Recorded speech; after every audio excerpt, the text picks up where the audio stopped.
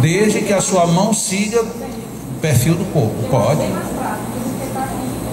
Perfeitamente, pode. Sem problema. O problema vai ser, na casa que você trabalha, você tem esse espaço? Se não tem, aqui no Leão é vantagem, porque aqui você trabalha, o espaço praticamente é você quem faz. Mas na maioria das casas a realidade não é esta. E não sendo esta, você vai ter que encontrar uma solução, ok? Tem muitas casas que são com cadeira, mas são cadeiras separadas, como está aqui. Eu já falei do caso do perpendicular com a pessoa sentada, em que eles ficam numa inclinação de tal maneira que fazem num único jato os dois movimentos, somente com mudança de flexão de perna. Vem.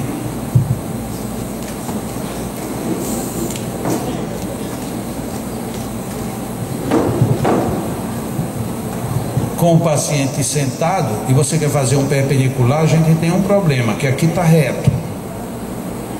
E aqui, ainda mais com o João, que a gente tem assim.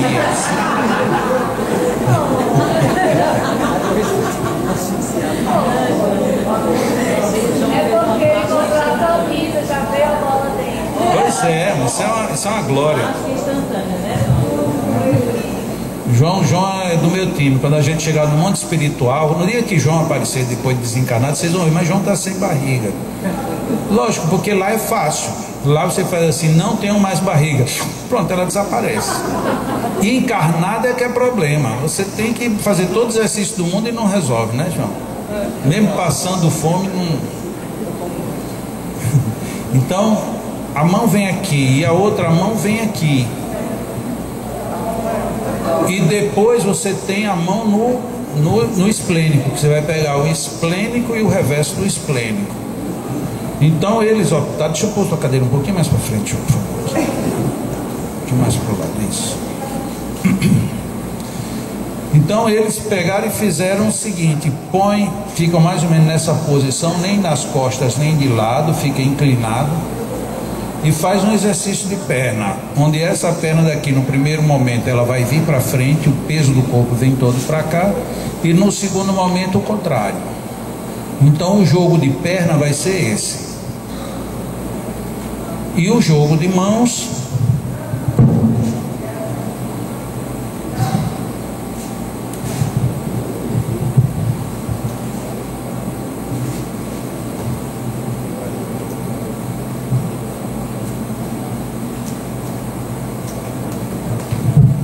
então é possível.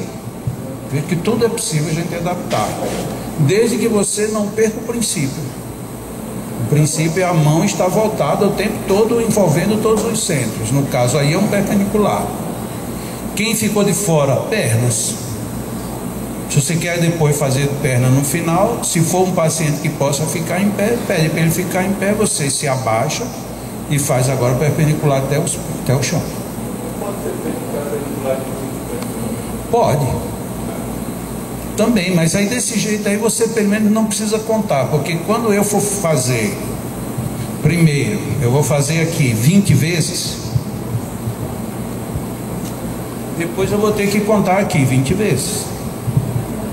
Se eu faço 1 e 1, 1 e 1, eu não preciso me preocupar com o número. Na hora que eu parar, parei. Eu fiz o mesmo número de vezes. Então uma regra tem vantagem, outra não tem tanta, mas o fato é que é possível. Não, aqui foi porque eu fiz somente para demonstrar o perpendicular. Eu demonstrei apenas um único ponto que eu não tinha ainda mostrado como fazer. O que é? Eu não entendi. Sim, uma dúvida de Josemar.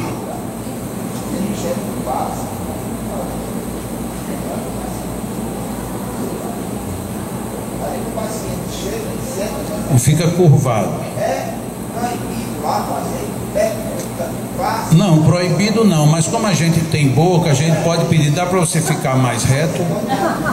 Primeira coisa.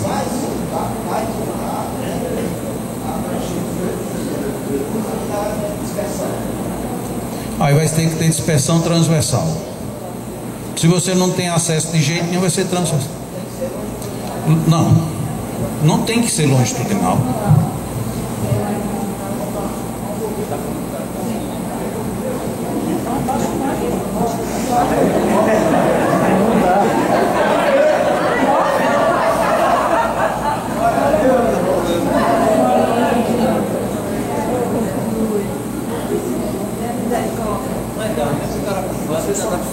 Você vai ter mais esforço, porque você vai ter que se curvar junto, vai ter que procurar. Isso se o paciente não tiver reação, porque tem pacientes que estão com problema e ele não reage. Mas se é um problema da pessoa estar tímida, estar qualquer coisa, meu irmão, dá para você ficar mais reto. Pronto, e põe ele para levantar o peito, por que não? Ah não, mas é porque eu estou com uma dor violenta nas costas, só posso ficar assim. Tá bom, então vem, você faz aqui, depois inverte a mão aqui e pega os centros todinhos por transversal, porque para fazer perpendicular não dá, os centros vão escapar, ok? Uma situação dessa, vamos supor, em algum centro dê para fazer com uma mão, os outros dão para fazer com duas. Eu posso misturar, por exemplo, Pode, só que veja bem, na hora que eu coloco só uma mão, ele deixou de ser transversal. Ele é pontual, mas não é mais transversal. Significa dizer que ele perdeu a potência. Então, onde eu transversar, para dar uma ideia, eu vou fazer 5 transversais com as duas mãos. E onde eu só vou fazer com a mão, vou ter que fazer 15 e 20.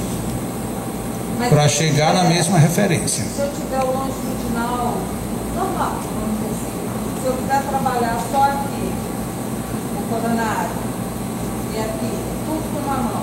Pode.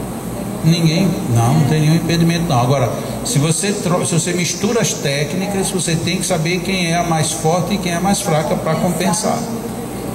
Ok? Aí você tem que compensar.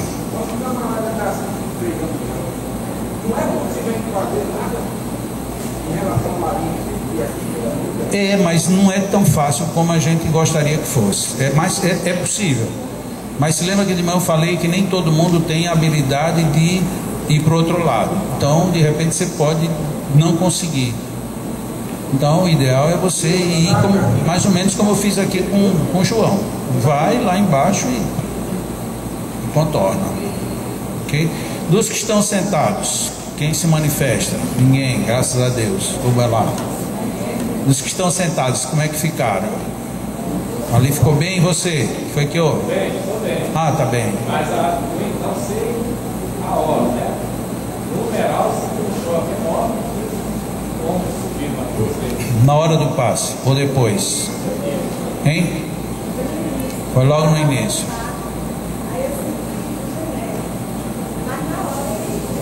O genésico subiu para as costas. Pronto. Olha aí.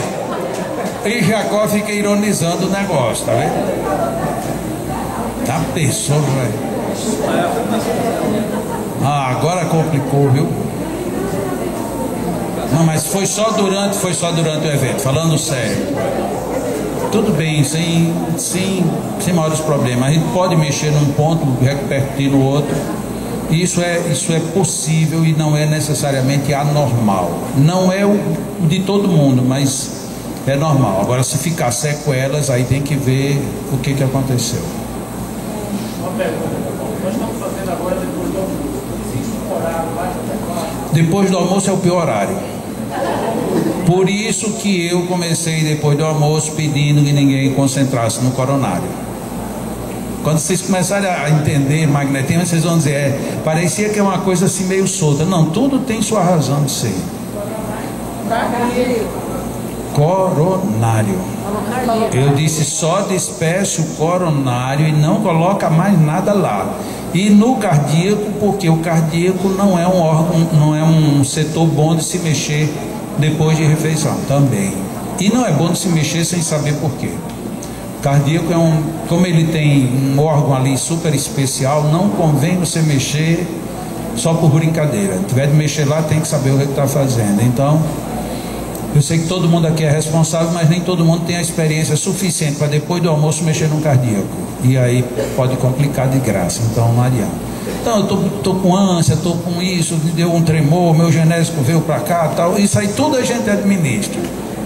Agora, mexeu num cardíaco e concentrou num coronário. Imagine, se eu me esqueço e a pessoa fez concentrados, como aconteceram, duas coisas que não dispersaram, e ainda por cima eu estou sentindo no cardíaco, aí o mal-estar ia ser trevoso, então não adianta.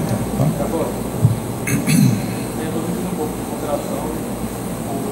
Ainda está com um pouco? Eu não vi como foi que Gustavo fez agora. Gustavo, vamos se afastar um pouquinho, por medida de precaução. Eu acho que eu já expliquei porque que eu peço para se afastar. É que é uma das hipóteses, você estabelecer uma relação, acontecer uma descompensação, se você ficar junto, essa descompensação ela se estabelece e às vezes ela até aumenta. Muitas vezes quando você afasta os dois, aí a relação se quebra, quebrou a relação, superou o problema. Pode ser isso também. Se bem que no primeiro momento de Giorgio foi de fato a técnica que o Gustavo usou. E dessa vez eu infelizmente não vi. Alguém viu como foi que o Gustavo aplicou os dispersivos? Alguém viu? Não. Gustavo, você tem consciência de que fez legal? Tem. Eu acho que não foi ele não, porque na semana... Acha que? Eu acho que não foi ele, porque na semana eu senti um pouco aqui. A região do carro completa. Aí eu não sei, se tem uma vez. Mas o carro ainda está, ok. Que na realidade não era para estar mais, né? Tendo tudo legalzinho, era para estar também bem legal. Aí a gente pode fazer assim: dos que estão em pé, alguém quer ir lá para resolver, não é para experimentar não, quer ir para resolver, dos que estão em pé. Sim, para dar uma geral nele ali e dissipar o que tem no cardíaco também. Olha que oportunidade boa. A gente num treinamento tem um fato real para resolver. Porque vai que daqui a pouco ele tem um infarto. É melhor a gente já prevenir logo, né? Bora prevenir? Rapaz, mas nem assim ninguém se mexe. Como nós somos solidários. Pronto, Ricardo vai fazer. Ricardo é só para alinhar, viu? Não vai atrapalhar não, é para dar umas alinhadas aí. Isso. Tá melhor, mas podia estar melhor, não podia? Podia. Tá com medo? Não tenha medo não, ele é grande assim, mas não vai bater em você não. A gente boa. O Ricardo cometeu um tanto quanto aquela falha que a gente pronunciou, né? Abrindo a mão de vez, está terminando indo mais com os dígitos e fazendo longitudinal, a palma dele não está tão excelente. Então, tanto o Ricardo pode melhorar nesse item, em termos de velocidade e distância, Ricardo foi excelente. Se ele tivesse feito com mais precisão o direcionamento do fluido, talvez o resultado tivesse sido bem melhor do que o que ele acha. Alguém quer fazer mais um pouco? Eu acho que você queria, não foi? Você se movimentou nessa direção, não foi não? Fala sério. Seu olho foi quem disse, eu vou lá.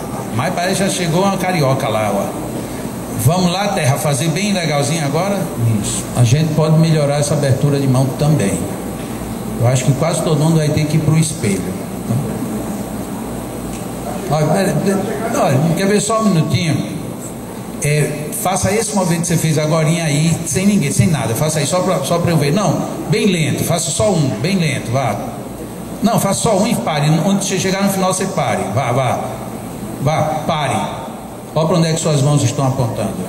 Então esse movimento precisa ser melhorado. Essa daí, metade do seu movimento já está fora do esplênico ou de onde você estiver dirigindo, tá? Por isso é que eu digo, tem que tentar ver num espelho ou com uma superfície. Faz bem devagarzinho esse numa parede. Se a mão desapregou é porque perdeu o movimento. Não, porque o ideal era que Gustavo tivesse feito. Como eu não vi, eu não queria lhe sujeitar uma terceira vez, tá? Mas aí você teve dois movimentos, dois passistas que trabalharam bons movimentos em termos de velocidade, mas podendo os dois melhorarem. No caso da Terra, pior foi somente quando ela fez o transversal. No transversal, por ela fazer rápido, vem o mesmo problema. Se eu abro muito rápido, eu saio com a mão um tanto quanto assim. Quando ela chega a levantar, ela já está perdendo a referência que ela está vindo para cá. Por isso que eu pedi para ela ir até o fim e parar, para ela mesmo ver o que a gente tem falado. Quando ela parou, ela está com as duas mãos para a lateral e os pacientes estão na sua frente. Então esse não é um cuidado dela, é um cuidado de todos nós. Se a gente quer ser eficiente, temos que ter cuidado com esses usos. E muito bem, alguma pessoa aqui pode dizer: eu não acredito nisso, não aceito nisso, os espíritos resolvem tudo. E a resposta é bem simples: se os espíritos resolvem tudo, por que eles não já resolveram? Porque chegam pessoas doentes na casa espírita, e por que elas não ficam curadas? Os espíritos não resolvem tudo? E por que em casas que se aplica bem o magnetismo, as soluções são muito mais eficientes? Porque os espíritos atuam melhor em quem sabe o que está fazendo. Em quem não sabe, os espíritos demoram para atuar. É simples, a resposta é essa. E aí vem algumas pessoas querendo que não tenha técnica, querendo que não tenha nada, e a gente, quando a gente não usa a técnica boa, o resultado não é bom. Diga, Cristina. Num caso como esse, se a gente pega e faz do jeito que você fez o primeiro momento, não, porque você foi e veio de mão aberta. Não, eu nem me preocupei com isso, né? É verdade. Só dirigir. Em vez de eu fazer ativante, migrante, calmante, eu já vi você fazendo, né? Sim, no único jato, sim, você vai fazendo e vai vindo e indo. É melhor? Depende, para mim é melhor. Para mim é melhor. Ah, mas não é mais eficaz. É mais eficaz também, mas pode ser que para algumas pessoas esse movimento seja ruim. E aí faz por zonas, trabalha aqui, depois trabalha aqui, depois trabalha aqui. Eu prefiro trabalhar no indo e vindo. Tá? Para quem não entendeu a pergunta da Cristina,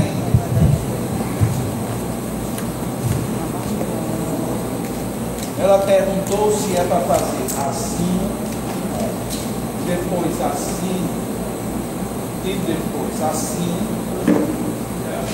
ou fazer assim.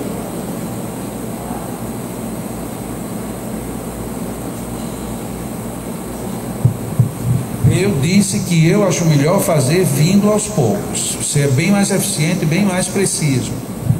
Mas devido às dificuldades, para começar, a gente pode começar em planos. Vai num plano, vai no outro plano, vai no outro plano. Mas é mais eficiente assim. Pessoa original. Vai ser sempre em forma de concha. Vai ter que sair em forma de concha, mas o tempo todo, quando você estiver aqui em cima também. Porque não existe você ser. É natural, os dedos arqueiam naturalmente. Tá? Tanto que se você fizer assim, se você deixar só pela natureza, eles vão fazer isso. Se eles fizerem isso, está errado. Eles têm que fazer isso para o paciente que está aqui na minha frente. Se eu fizer isso aqui, querendo colocar os dedos, mas sem dirigi-los, eu estou começando a precipitar para baixo. E aí onde a gente perde a eficiência energética. Léo, diga, Léo. Para ser magnetizador não necessariamente precisa ser espírita ou médico, certo? Certo, corretíssimo. Mas se no caso eu for médico, há uma probabilidade de ser, de ter um resultado mais bem sucedido. Allan Kardec fez questão de didaticamente deixar as duas coisas separadas: médium de cura e magnetizador. Ele deixou bem separado, porque na visão dele essas duas coisas misturadas, uma prejudica a outra, no sentido de que ou você vai ser mais médium e menos magnetizador, ou você vai ser mais magnetizador e menos médium.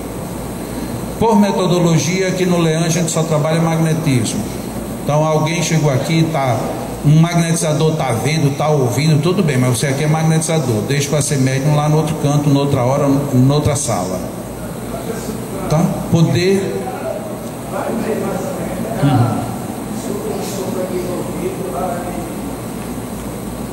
Sim, pode ser. Não há problema de você ouvir de repente uma intuição e tal. Agora você tem que filtrar isso. Você filtra tudo. Então você decide. Não é o espírito quem decide. Na hora que você põe o espírito para decidir, então não tem para que se aprender. Certo? Só se a pessoa sendo médium, o resultado seria mais bem sucedido. A história diz que não. Por que a história diz que não? Os maiores magnetizadores que a gente tem na história, nenhum deles era médium. Nenhum. E o maior espírita que teve até hoje também não era médium, que foi Allan Kardec. Então, a mediunidade em si, ela pode estar à parte, a mediunidade é ostensiva. Não, a pergunta está perfeita. A pergunta é perfeita. E eu estou dando a resposta que eu acho que é cabível. A questão da mediunidade, ela existe, não tem. Aqui, que todo mundo diga aqui que não é médium. Você está dizendo isso por força de expressão, porque todos somos. Então não tem como você separar uma coisa da outra. Agora, a mediunidade, quando ela mergulha de vez no magnetismo, o magnetismo se apaga. E isso não é bom. Tanto não é bom que é o que a gente está vendo hoje. A gente está vendo um ritual, quando a gente deveria estar vendo uma prática inteligente. E isso é uma mediunidade específica que Allan Kardec estudou bem especificamente, é um caso totalmente à parte. Existe na mediunidade de cura interferência magnética? Sim. É claro, os espíritos são claros. Eu acho que eu estou praticamente está em tudo. Está em tudo, lógico. Na hora que você está encarnado, você é espírito, então você tem comunicação com o espírito, tudo está acontecendo.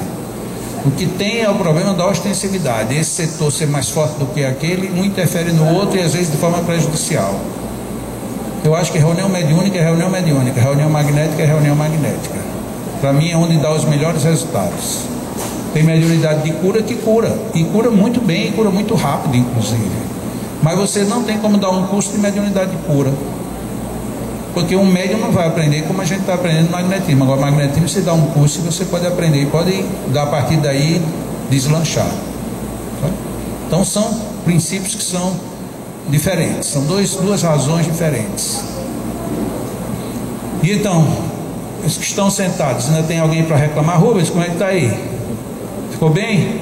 Depois que o Rômulo deu lá uma mexidinha no cucuruto, beleza. E como é que está a sua paciente, Léo, por falar nisso? Mais ou menos, né? Tanto que você ficou em pé para ele não experimentar de novo, né? Tá certo. Quem era mais? Quem ainda estava assim mais ou menos? Como é que está aí, Jorge? Tá bem já? Aqui tá tudo bem? Tá todo mundo bem? Agora você não pode responder aquela pergunta sobre o passe na grávida, não. Responder a pergunta sobre o passe na grávida.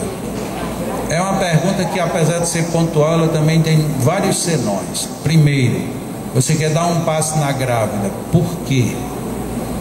Porque ela está com problema de gravidez de risco, porque o bebê está com deformação, porque ela está simplesmente com muito enjoo, porque ela tem um problema de uma inflamação numa vesícula e não pode tomar medicamento, e aí a gente quer tratar com magnético. Qual é a razão? Primeira coisa.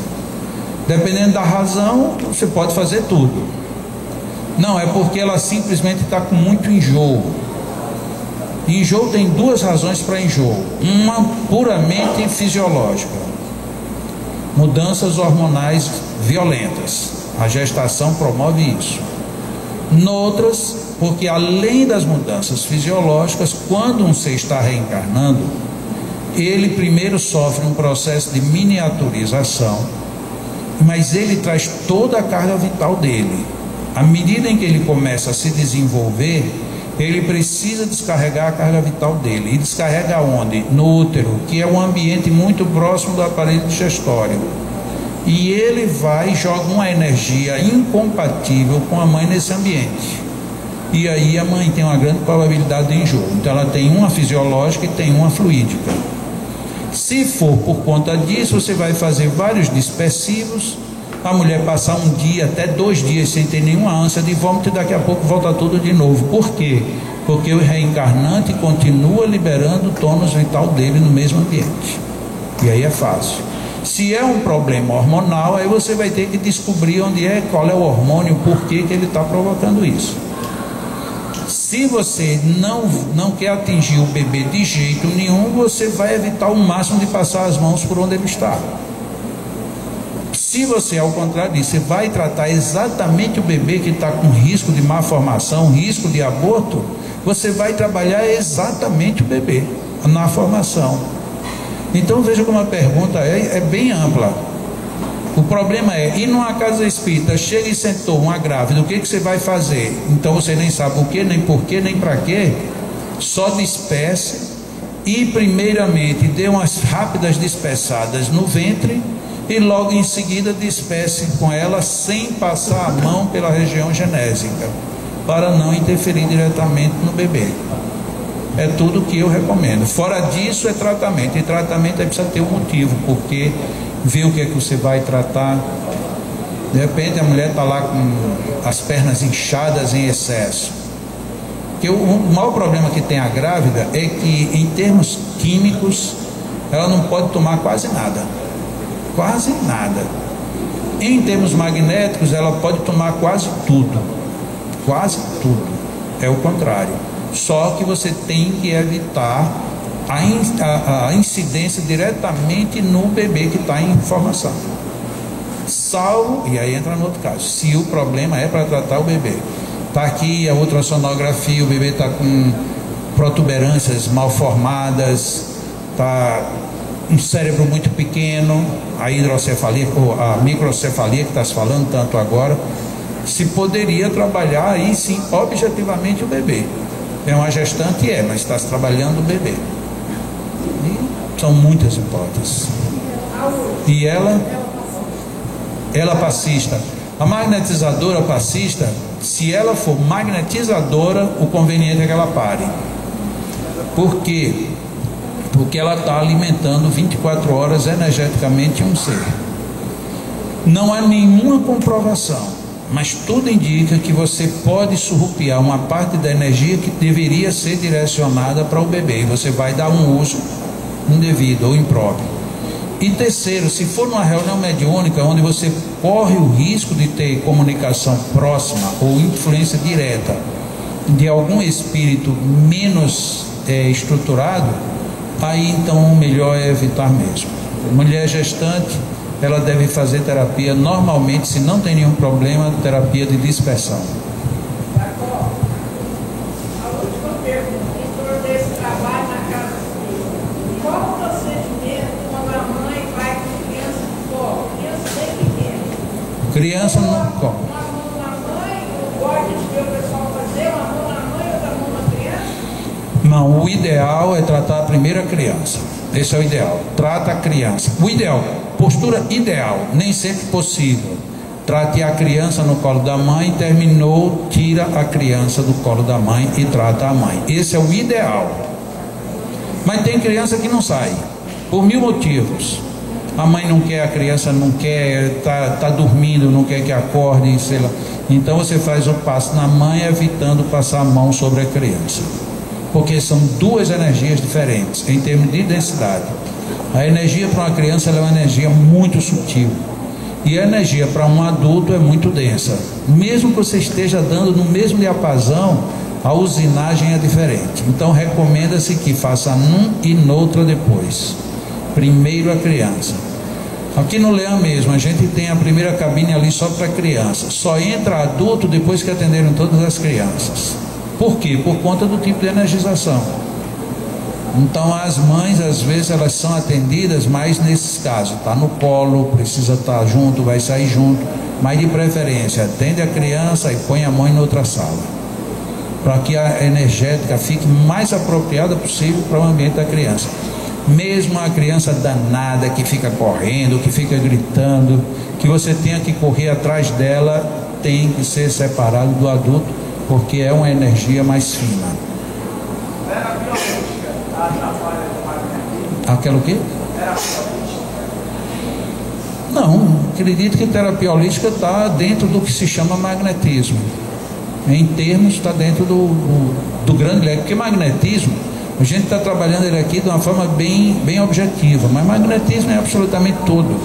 E quer que você chame de trocas de energias, é uma forma de magnetismo.